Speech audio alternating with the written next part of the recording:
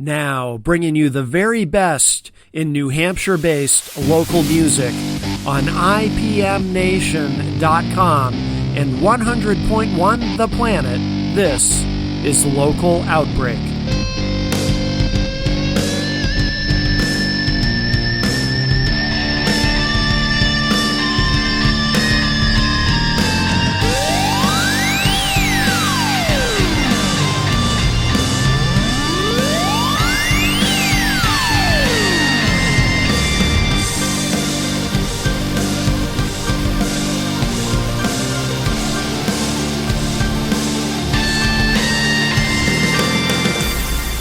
Hey everybody, welcome to this week's Local Outbreak on IPM Nation and 100.1 The Planet. Matt Conderton from IPMNation.com here with you, bringing you another great week of New Hampshire-based music. This week we have on the show singer-songwriter Faith Ann, who sometimes performs as a solo artist, but she also has the Faith Ann Band, and we have played her music on the show before. But this is the first time that we've been able to sit down for an interview, and we get into quite a bit of stuff, but we did have a couple of months ago on the show, and I love saying his full name, Alfredo Enrique Benavides, known to his friends and people in the scene simply as Fredo, a very talented musician who actually plays in the Faith Ann Band with Faith Ann, and also plays in a band called Dank Sinatra, whom we've also featured on the show. So we've had Fredo on the show before, but it's great to finally get Faith Ann on the show. And we're going to open up this week with a track that we have played on the program before called Tumbleweed. Really great track from the Faith Ann Band. And then from there, we'll get right into our interview. So here it is to open up this week's Local Outbreak. This is Tumbleweed from the Faith Ann Band.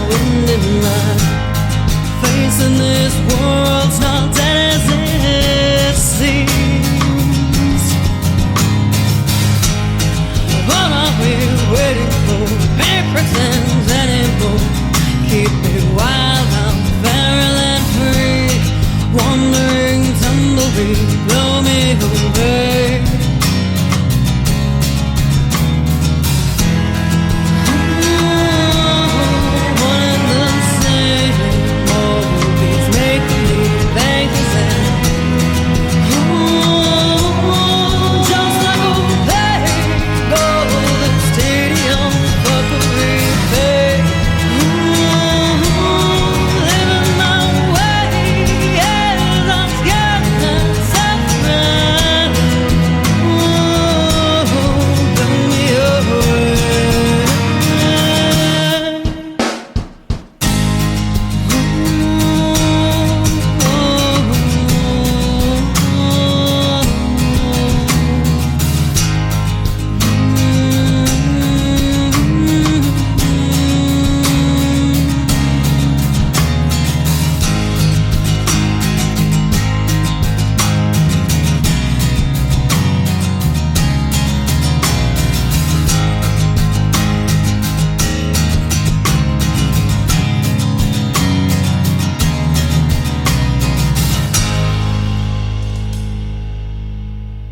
Faith Ann of the Faith Ann Band is here, or at least that's how I know you. How are you? Hi, I'm doing all right. How are you? Good. Welcome to the show. I didn't know until today, actually, just a little bit before the show, that you were going to be available to come on. John Hopwood let me know that you were going on his television program, and he sent me a news article, and I said, wait a minute, I know who this is. Yeah. So I've actually, that song, Tumbleweed, that I've played that on the show before, and I remember listening to you.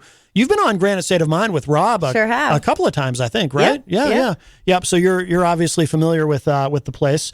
And now, are you, so in the band, are you doing a lot of shows currently? Are you playing out a lot? So we just had to get a new drummer and then a new lead guitarist. So we had been keeping up with all of the gigs that we had.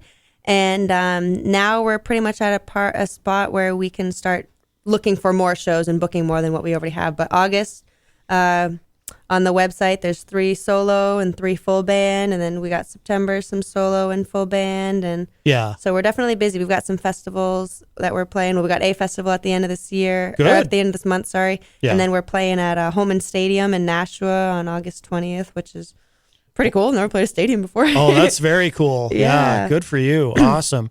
Have you toured outside of this area? Yeah, only solo though, not with the full band. I've been to Tennessee. Senny Hunt let me crash at his place. Oh, okay. And set me up with a couple gigs down there, and then I went out to Arizona and got a couple gigs in like Bisbee, and then kind of did some open mics in Tucson and made some connections and that type of thing. And Maine is where we're playing the festival, so the New England area definitely, and want to start branching out bigger now that we got a lineup again. Yeah, very cool. How long has Fredo played with you? Like 2 years, pretty much the whole time that the Faith Ann Band's been around. Are we on 2 years or maybe 2.5? Yeah. I know time slips away. Yeah, he's the longest standing member besides me. Right. Yeah, we had, I love saying his full name, or at least how it shows up on Facebook, Alfredo Enrique Benavides on the show.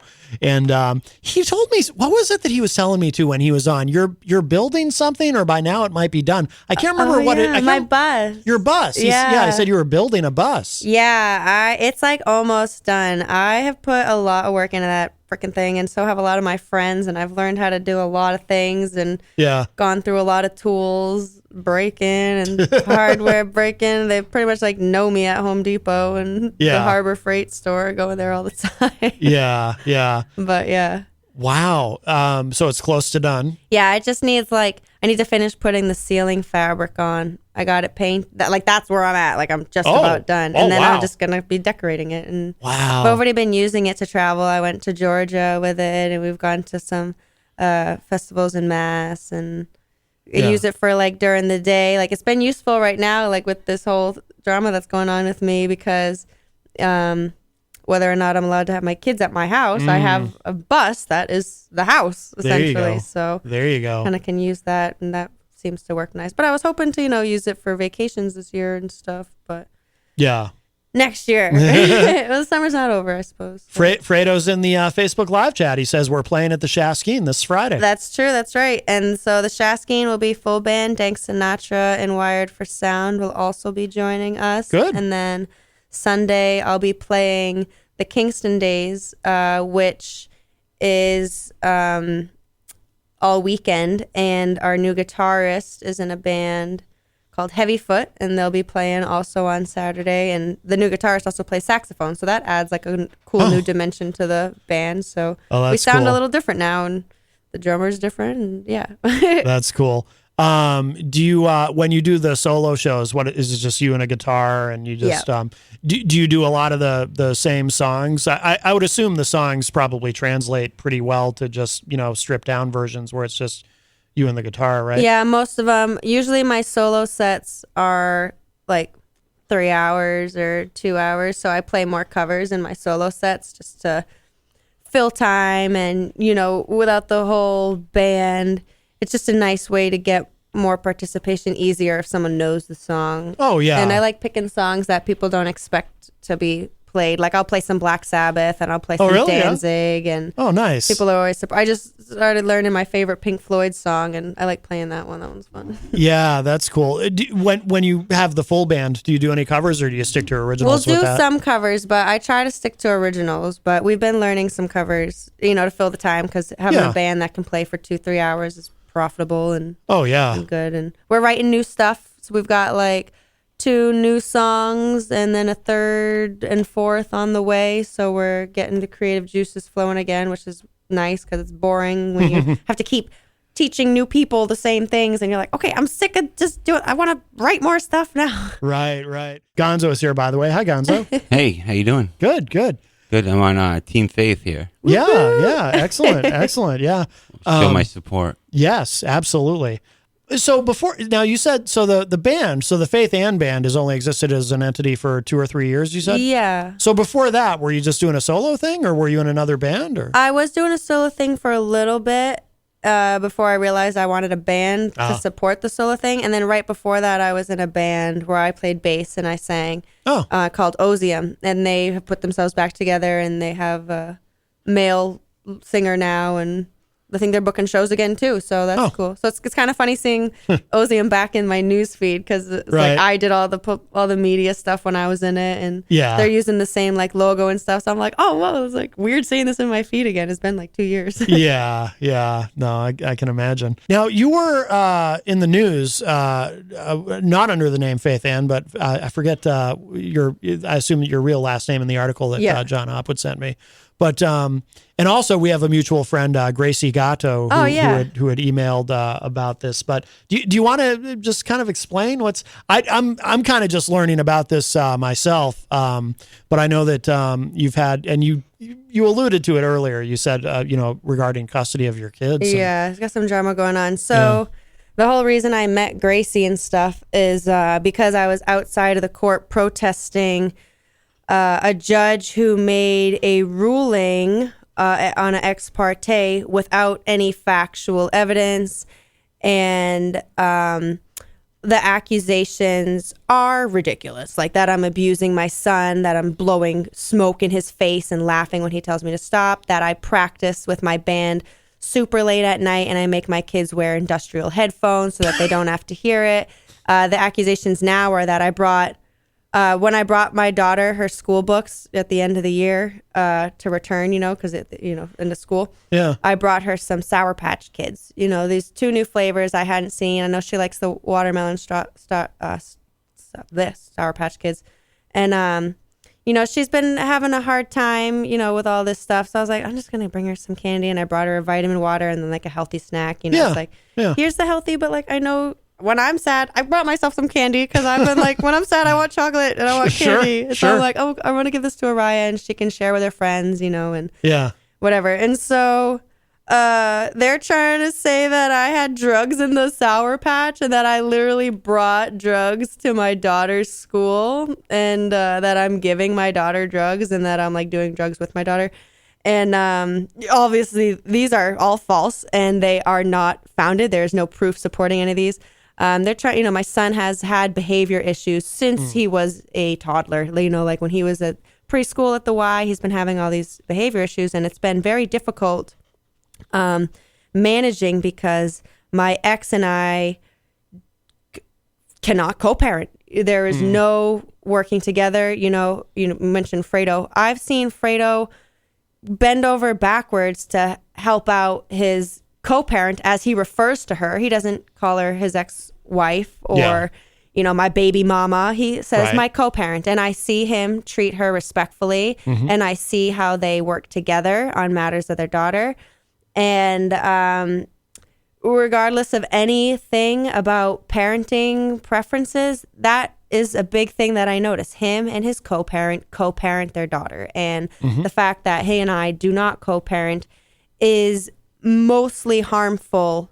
I mean, it's harmful to both children. It's harmful to him and I. Yeah. It's harmful to everyone that's involved in the situation, or my daughter and her friends and stuff. And but when I'm asking for help continuously and things are being turned around, I'm asking like, hey, can you please pick up the kids? I have a show the other way. Like, how come I always drop them off to you? When it gets turned into, well, you have time. All you do is play music in the streets and screw yourself. There's never a constructive conversation. And his girlfriend has been spiteful towards me the whole time, showing up at my house to try to like stalk me. She showed up at my house, took a picture of my car in the driveway. Mind you, I have the bus and I have a motorcycle, and my daughter loves riding on the motorcycle. My son likes riding on the motorcycle. So when I picked up my daughter for my parenting time, which went from primary guardian, we had almost split, but they live with me primarily. Yeah. To now I get 8 hours a week because there's no proof for any of this, but now I get 8 hours a week and I can't have them into my home. They're accusing me of having drugs in my home, bringing up some drug uses from when I was a teenager.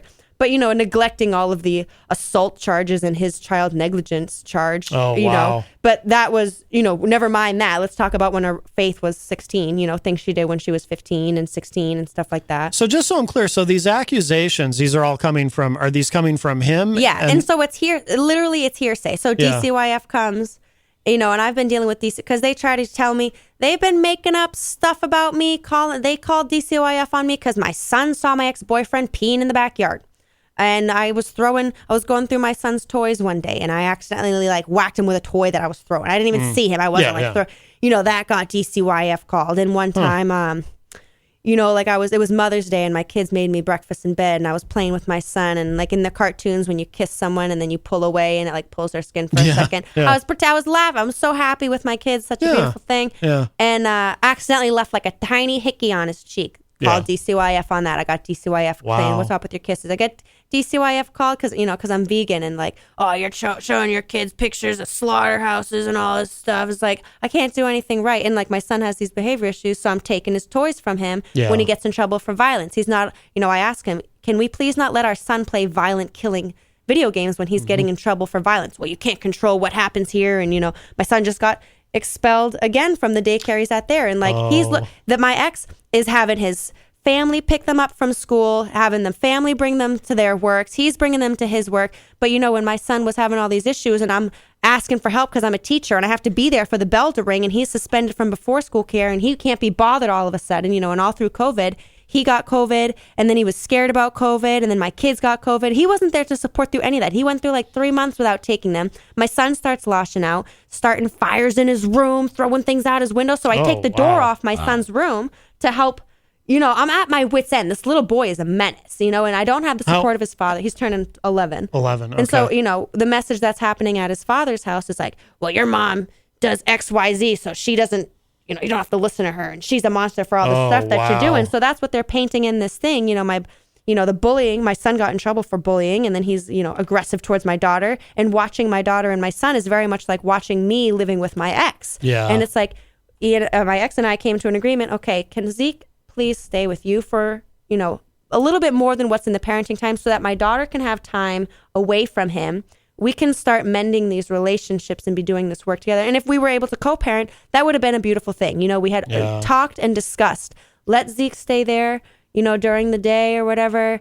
And, and then, when school was in session, my daughter's like, I really want to be picked up on the motorcycle. And, you can't do that. Your parenting time is or whatever. But he's scrambling to find rides for them when I've had full-time jobs. I've had careers. It's not a matter of I am unable to or anything like that. It's because my son is suspended, expelled, and I'm scrambling to call in favors. And luckily I have a great support system in Manchester, but I can't count the number of times I've called up a neighbor like, hey, can you please help me with a ride? I have to be at work. Can you please bring my son here? Their father's not helpful. And it's like, I'm being painted as such a bad person. And like I said, I've had careers. I have a bachelor's in mechanical engineering. I was a high school math teacher. I was going to say, years. to build a bus, you've got to have some education. I own my own home. I'm pretty intelligent.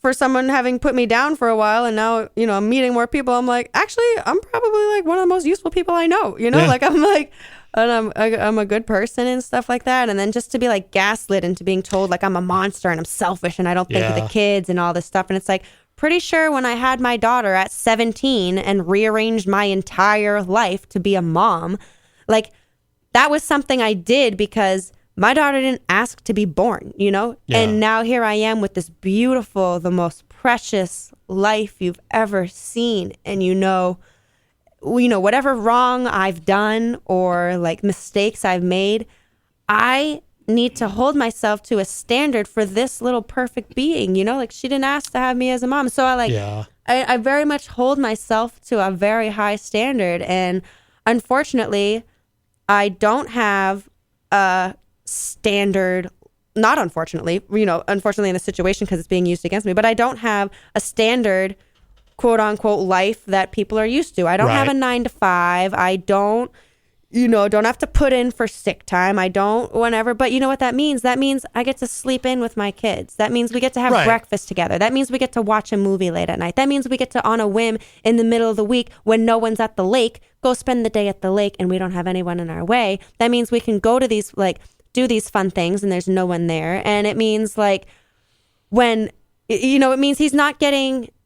My son requires a lot of attention, and if he's not getting the attention and he's not being guided to make right choices, the choices he'll make for himself are not always the ones that you want him to choose. And so when he's in a daycare, there's no way you can have a classroom or a daycare room of 30 people, children, and watch every single one of them like a hawk. Like as soon as my son starts getting poked, he starts acting up, and if you don't catch that poking and you don't catch him when he's in that sane mind, there's all these problems. And so he was having a lot of trouble at his elementary school, the public elementary school he was going to. Yeah. And it got to a point the principal suspended him for having a pomegranate because those people were so sick of my son.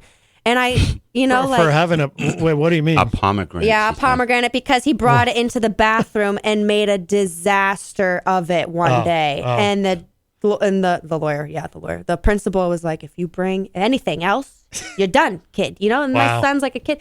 And so, it gets to a point where it's like, my son keeps getting in trouble and it's like, oh, it's funny. He got in trouble for messing with this kid, but where was everyone when that started? When it was when you could have stopped it before it happened. And then they're all sitting at you like, duh. And then when it feels like I'm the only one advocating for my son, yes, my son is difficult, but that doesn't mean that we can't help him. He just so I had him, we left that public school because those teachers were not working with me, and it was just ridiculous. And it's like, why do you keep suspending my son? He needs some sort of rigidity where he can. Okay, this day every day I'm gonna wake up, I'm gonna go to school, I'm gonna do the thing. And when you keep removing him, his education, if he's self-conscious about not reading well. Okay. And so homework, when COVID happened, you were a nightmare. He was lashing out because of homework. He's just ridiculous. Yeah. All these temper problems.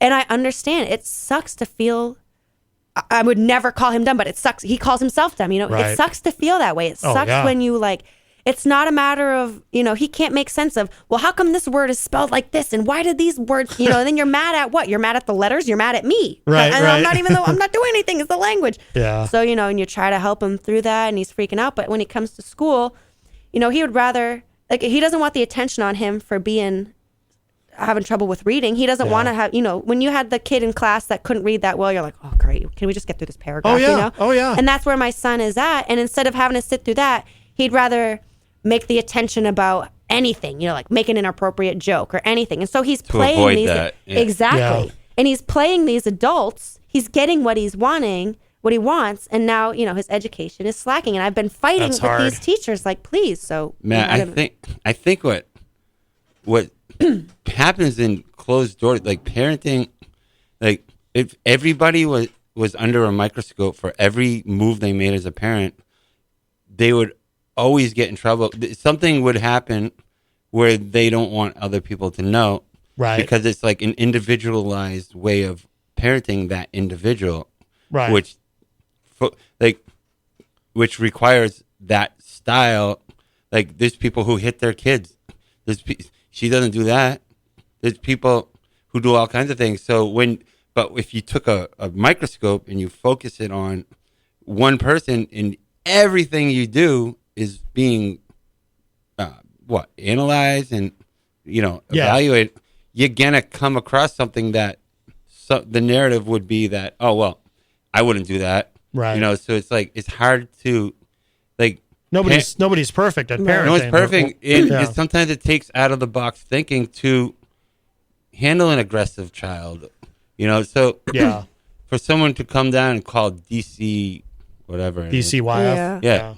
on every little move. Yeah. Well, I bet that person who called it did something in their life that could easily be reportable as well. Right. We all, Right. we're all err. It's upsetting. Like, Yeah. we all know that parenting is hard, and we all know those truths about parenting. So what should be happening is, hey, I understand, like, you're struggling. Like, how can I support you? You know? Yeah. Like, where is that support that comes from? I know that you've just spent the past 3 hours having your son scream at the top of at his lungs because he doesn't want to do his homework, and he's threatening. My son's making threats that he must be here, and I want to live with daddy, and blah blah blah. It's like, when you're at your wit's end, you're like, well, maybe. Because I wonder how he handles your son. I bet it ain't. Right. I bet it ain't Mother Teresa. Right. I bet he gets frustrated, and I bet he does some things and says some things, and that that's he's not probably to shame ashamed of. him either. And I don't want to shame. Parents shouldn't be shamed. There's obviously a cry for help that is really what's coming through. And you see the kid in the grocery store having a fit, and you just look at the parents, and you're just like, Yeah, they don't I wish know. I could help you. Do you ever see you two figuring this out and becoming co-parents? Because these kids are young enough where it could benefit them. Well, I'll put this out on here. Like, if you know a good co-parent, want to reach out to me. But are you willing to? You willing to like work it out with him? Yeah, and I mean, put it all behind you and just start from scratch. I mean, I want what's best for my kids, and there is a lot of hurt. And I'm sure he would tell you that he's got hurt, because no one acts like this when they're happy. No one's out to get somebody. And I know, I'm part of that thing that I wanted with the court, and I was like, can you order that we have to have co-parenting? And, everyone's got a wait list and there's all this stuff. But, I mean, I'm putting the work in. I'm trying to see where my ego is bruised and where I have any kind of anything, how I can let go of it. If you're willing to put it and let it go, and he's willing to let it go, hey, you guys made a kid, you have them, and you have a daughter, and they're not even close to 18 yet. So Ian, these are the years where things can go left. You're tuned in to Local Outbreak on IPM Nation and 100.1 The Planet.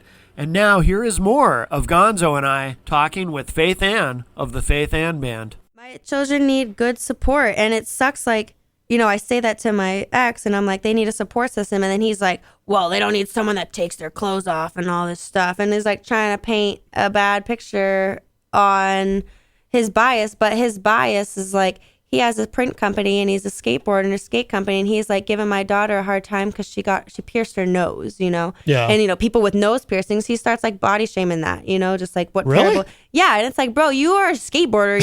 And then I tell him, like, if your clients saw the things that you said to me, you would not be okay with it. The way he's like demonizing marijuana usage, and I admitted to using it in states that it's legal. We're literally the only state in this area that it's not legal. I know. I play music in these states. It's like no different than alcohol. If like even the judge in our last hearing was like, not to be facetious or whatever, but like DCYF has a lot larger fish to fry. That's why they're taking their time on this like marijuana thing. And it's like, okay, yeah, you're saying that, but you also took my kids. So like, can we just realize that, maybe you're not trying to offend us by saying this isn't a big deal, but like, this isn't a big deal for one. Like, I'm not in and out of jail. I'm not in and out of rehab. Right. I'm not like, I have a home, a beautiful home that I've worked really hard to get. And, like all my engineering years and like leading up to being a minimalist, like saving to be a teacher to make to make less money. Yeah. Preparing myself to need very little and live a life that my needs are few, so my needs are easily met, and I'm happy and I'm content, and I can show my children they don't need things. They go to his house and like they get new shoes and they get new jackets, and it's like, I go to Savers. I'm not going to pretend like I'm going to spend all this money on my children that they're going to grow out of it, or my son that just Mr. Destroys everything. Like, he's going to like drag his feet through the things and whatever, and it's like, I'm not going to pretend that I'm going to do that, but I don't want to be demonized because I'm living a simple life, and like, they're trying to paint this nasty picture of me because I just like play music in the streets. But like, who cares? I like playing music in the streets. It's a lot of fun. I've played right out here before. Have you? Yeah. Yeah, right in front of the Shaskin. Seems like he's got an axe to grind against you. Right, but it's the same. It's his people. Like, his people are in, like, we're friends with people in the music scene. We're like, his parents own restaurants that hire live music. Yeah. But his parents were there in the courthouse when they're trying to tell me I'm bringing my daughter drug gummies to school. And those can be misidentified, and the packaging is uncanny. It's crazy that they would actually make packaging that looks identical. Like Wait, Sour Patch makes those? Oh, wait, the like nerd ropes. Yeah. They look just like nerd or ropes. the Wonka bars and stuff, but it says on it. Right. And why would I literally bring it to a school? Yeah. Like, how dumb do you have to be to bring your children drugs at their public school? Right. Like, that's just next level stupid. Now, what is the thing I saw? So you spent a day at the Nashua court. What? Can you... Yeah. So when that ex parte was filed, and they're trying to say all the lies that I abuse my children, that I have drugs in the house, that I'm keeping all the blah blah blah whatever. Yeah. I present all these facts. None of this is true. Like, I have proof that says otherwise, like, I don't keep them up. My whole band could tell you that I end, and, I got to check on the kids, and I got to, I'm very adamant about that. Judge still made a hearing. They tried to say, like, my boyfriend lives with me and stuff, but then magically when the ex shows up at my house, because I picked up my daughter in the bus, and she's like, Mom, I really want to go on a motorcycle ride. And I'm like, okay, well, I'll drop you off, up the neighborhood. We've got a very nice neighborhood that we live in. Great neighbors, all very supportive. Everyone has known us since we moved in around like 5 years ago. That's good. And they're all like, where are your kids and stuff? And, they know what's going on. So I'm like, can I just drop the kids off at your house real quick? They can't come to my house. So I drop her off in the neighborhood with up the road or whatever. Yeah. Go home, grab the motorcycle, FaceTime her. Hey, where are your pants? Blah, blah, blah. Grab her some pants, pick her up on the motorcycle. We spend the day on the motorcycle. It was a beautiful day. We go to my boyfriend's house, who doesn't live with me. Yeah. We watch a movie. And then they file another ex parte saying she brought her daughter to the house, so she can't be trusted not to have drugs in there because she already, and instead of the judge being, and then they're like, and she brought them to her boyfriend's house and stuff. Instead of the judge being like, weird, I thought the boyfriend lived with her. He's like, no, now they can't go to the boyfriend's house. And in that first ex parte, he's talking about, like, all these drugs he's trying to say I'm doing. And then in the court hearing, in front of the judge, admits that hasn't been a problem since I was a teenager. Let me clarify. When I was a teenager, I didn't have a problem. My best friend at the time was a stripper, and all my friends were way older than me, and they all had access to it, and I never like bought it or anything. It was just like there. I never had like a problem. I would never consider myself an addict. Yeah. But he's like trying to paint this negative thing, and then the judge is like, oh, weird. Why'd you even put that in there? And even though the judge said like, oh, weird, why'd you even put that in there? Still made a ruling like, take this girl's kids from her. Well, that I've been the primary thing. So all of that happening and me being like, what the heck? And I hire a lawyer. I make what I need, and I don't have excess funds. And I've been spending on. I have a loan that I had to, make some repairs. The side of my house, had some damage, and the porch was like falling apart and stuff. So I took out a loan before I left engineering world, preparing in case anything like that happened. But now all of that is exhausted because I have lawyer fees and stuff that I would gladly be spending. So I'm sitting out front of the court as a protest to like, dude, why doesn't my family matter to you guys? All my family is a docket number to you right now. And like, we had a hearing on Monday, and DCYF was supposed to show up or at least provide something. They had 2 months to do it. They didn't. So the hearing gets pushed out. I called yesterday, called the day before, called today. Judge on record said he would get something in by the end of the day. That was Monday. We have no orders today. They haven't told the DCYF that they want their papers. And so it's like my hands are tied. Like, I have nothing to do. And so it's like I've rearranged my whole life so that I can have my days with my children. I left engineering because I was depressed about paying someone to watch my children grow up. You're putting your children in daycare while you sit in an office, like wasting your life away doing something you don't want to do. So I was like, you know what? Teaching was recommended to me, and I was like, oh, that'd be great. Like, I'd get summers with them. We'd get all the same vacations. We got all the same snow days off, so I wasn't like burning vacation time or anything like that. Yeah. And it was great having the summers with them, and I loved teaching so much before COVID. Like, it was like my dream job before, the boss, administration is freaking jerks, but and I loved it so much. And then like when COVID happened, it just was impossible to teach other people's children while teaching my own children with behavior issues. And then Araya's getting neglected because my son's acting out and he needs all my attention, and Araya's acting out because she's being not neglected, but like she's not getting the same attention Zeke is because he's destructive. Right. And if I look away from him, who knows what's going to happen, and like they're button heads, and it would be a lot easier if they worked together. And you're like, well, obviously she doesn't want to work with him because he's mean to her. He like aggressive, we're trying to work through that. And Jeez Louise. so like, that's where it's like, I rearranged my whole thing. My day is freed up for my kids. And if I don't have my kids, my time is still for those kids. So I just went to the court and I'm like, I'm either going to be sitting at my house sad and upset that this guy that's had it out for me and has been so mean to me for most of my life at this point, half of my life. I met him when I was 12 and he has just been relentless. Just like, he just has it out for me. And I just like cannot understand. Like he tells me, it's like, I'm disgusted with the life that you provide. And it's like, you have this image. He has this image of this life that I'm providing for my kids. And, my son's he's playing the adults right now. He's mad because he's getting his stuff taken from him at my house. Yeah. Because he's misbehaving. And there's no co-parenting to be like, no, listen to your mom. Like, there's none of that. It's like, well, your mom is an animal. How could she dare? It's just God. It's turned into something like that. And it's like, no, I'm not an animal at all. I'm doing things like, wow, it just doesn't make any sense. And so, protesting outside of the court, I feel so helpless. And like, I didn't necessarily expect it to make the judge like come out and make a ruling on my court. Yeah. But I expected somebody to walk by me that had been in my position and that could help. Mm-hmm. Like, I've fallen into such a great music community and I met a lot of my music friends in open mics. And, at open mics, like I met Sunny at open mic and I met Fredo at open mic and everyone realizes it takes balls to get on that stage and put yourself out there like that. And they recognize that. They remember when they were starting out, let me help you with a gig. You want to play blah, and so that's what I was looking for. The music scene here is good that way. Totally. And that's what I was looking for outside of the courthouse too. It's like, people are going to see that maybe they think I have a day job and maybe they think I took all the time off. But like, really what it is my day job is being there for my kids. And if I don't have my kids, I'm going to fight for having my kids. Like, that's what my job is having my kids.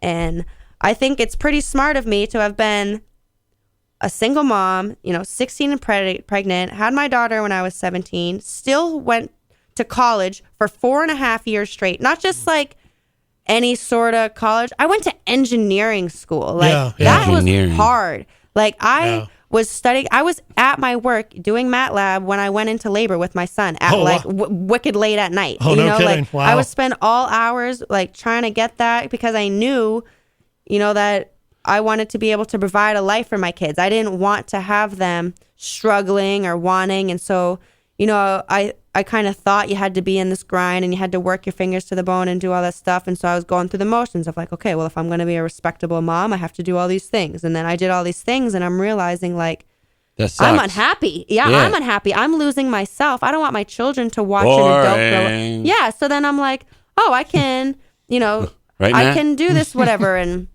I have I tutor this girl, not right now because we're in summer, but I tutor this girl once a week. I still go to Nashville and I love, teach. And her mom is also in the music scene, good friend of mine. Oh. And we support each other. And, COVID messed with her family too. And having her daughter be at home and getting a personalized tutor has been really good for her. I've watched this little girl learn so much. She's the same age as my daughter. So it's like kind of wild, but Matt, an example of parents working together.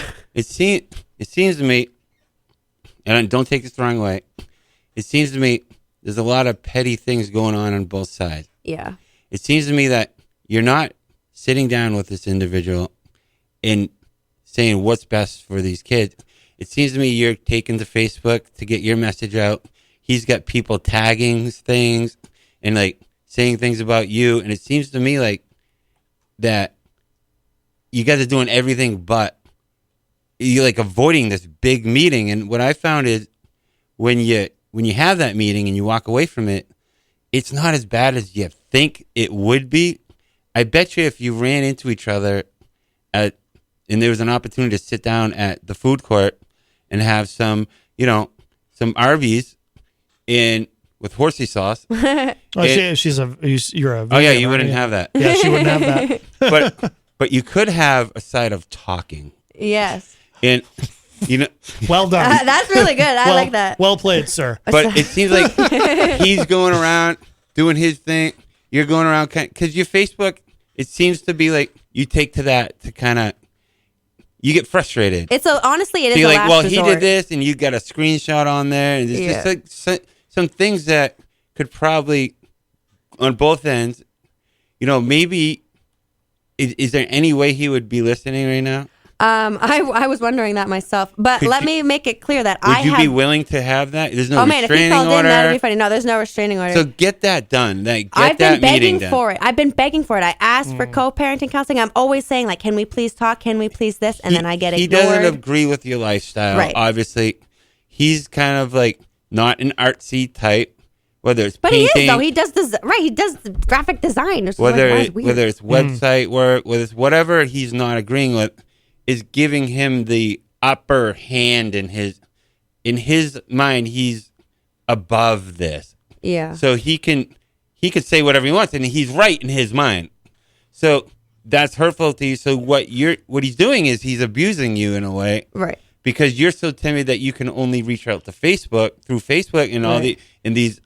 Now you're stuck out there, let's get a 2 months continuance. Well, no, bro, I don't have my kids for 2 more months now. Yeah. That might not mean anything to you, Judge Wapner. Right. Curran. But Curran. Well, but I'm a mom, bro. And I'm out, and that should show something, that to get out there and show the balls to get out and protest. Yeah. I mean, it's something most people wouldn't do. True. But honestly, what I want from the Facebook. Talk to this guy. If he would let you talk to him. I would love to broker that conversation. That's what I want from. That's honestly what I'm hoping from Facebook is someone that knows both of us. Be like, bro, lay off Faith. Like, what do you have against Faith? And lay off him too. Like both. I would happily lay off. Right? No. The only reason I'm making a stick of this is because there are literal. Like, I hadn't even started being public until I was being told that I'm doing drugs with my kids and having DCYF at my house. Anyone that's accused of something they didn't do, it sucks. We all have that chemical in our brain that we have to defend ourselves. And people don't act this way in the they only act this way in the shadows. And I'm hoping by bringing light to what he's doing, he realizes, man, I should cut this out, is what my whole hopes are, know? Yeah. And if my ex was on OnlyFans, I would be more than proud, because that means I was with a hottie. Am I wrong? There you go. Faith, it is a quarter of. Do you need to? You don't want to get a parking ticket. So yeah, band practice. and band practice. So we'll cut you loose. But thank you so much for coming having in. Me. Yeah, absolutely. And if you want to come back anytime, and we'll talk more about the music, or if you have an update on what's going on now, we can connect on Facebook. She's sang on the Hopwood special we did. Yeah, John. She's fantastic. Yeah, that's what John said too. Yeah, we'd love to have you come in, bring your guitar in sometime, and perform live for us on here. Cool. That would be wonderful. But you know what we'll do is I like this song Death Mask. Oh, cool. Yeah. So what we'll do is that's pertinent. We'll play this, and as we let you skate, and then we'll come back. And Gonzo, are you going to stick around? Yeah, we'll do a wrap up, and then we'll come back and wrap up with Gonzo. But this is Death Mask from the Faith Ann Band, and Faith, thank you again. Thank you.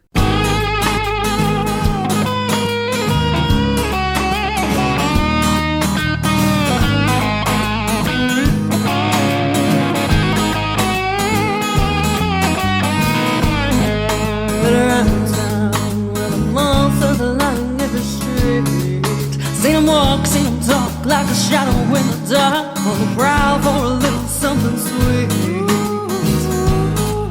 Well, I met the devil, had him staring down the barrel of a gun, had him weak in the knees, begging, baby, honey, please. Sure ran when you had the chance to run. It's a dangerous world to get lost in, and it's a dangerous world to be free. And it's a dangerous world to get lost in, but the dangerous one is me. Come a long way, fists out for shaking, jaws off for breaking. Ain't as tall when you got 'em on their knees. And I got no trouble digging ditches in the middle of the night. It's a long dusty road and we came here alone, and I'm finally the one behind the knife.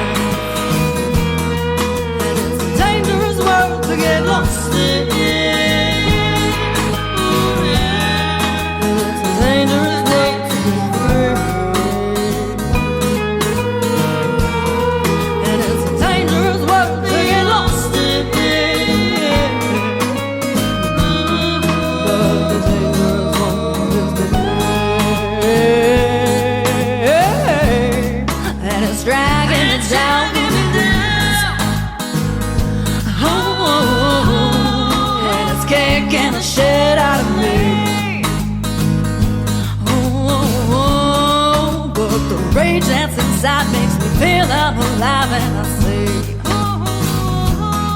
there's a monster that's inside of me.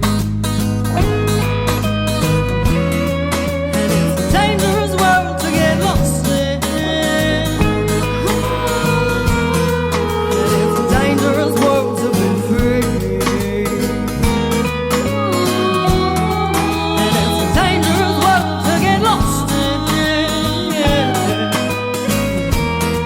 But the dangerous one here.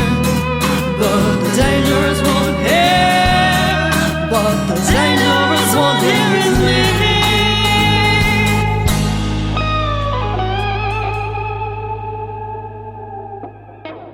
Hey everybody, thank you for joining us on this week's Local Outbreak. I hope you enjoyed Gonzo and I talking with Faith Ann of the Faith Ann Band. Very talented musician and great band. I really like what she's doing. And, it was also a very personal conversation as well. So we hope she's able to effectively deal with all that she's got going on. She's got a lot on her plate, but definitely want to see her succeed. And we're going to wrap up with one more track from Faith Ann Band, the newest release, which is all the music that we've been featuring tonight, called Long Last. And we're going to close out with one more track in a moment. But I do want to remind you, you can get access to the full archive of Local Outbreak, going back about 12 and a half years now, believe it or not. IPMNation.com/Local Outbreak. Every single episode of the show is archived for you there for streaming and or download. So lots of great stuff there. For example, if you want to hear my recent interview with Fredo, who plays in the Faith Ann Band, as well as Dank Sinatra, you can go back and check that out. So everything is there for you, and we've also been adding them to the IPM Nation YouTube channel, kind of working backward on that. So more recent episodes of Local Outbreak are already on there, but we're gonna eventually have them all up there. Also, too, we've got, if you're in the music scene and you need help with marketing and promotion and so forth, we've got a lot of great services that we're offering on IPMNation.com. I don't talk enough about that, but definitely check out what we're doing, and maybe we can help you with what you're doing. And if you want to learn more about my other broadcasting and podcasting adventures, you can go to my website, mattconnerton.com. I will spell Connerton for you because people have trouble with it. It's CONNARTON. mattconnerton.com, and hit me up on there. I would love to hear from you. We're going to wrap up with one more track this week from the Faith Ann Band, and this is simply called 3 from her album Long Last. Here it is, 3 from the Faith Ann Band to close out this week's Local Outbreak on IPM Nation and 100.1 The Planet.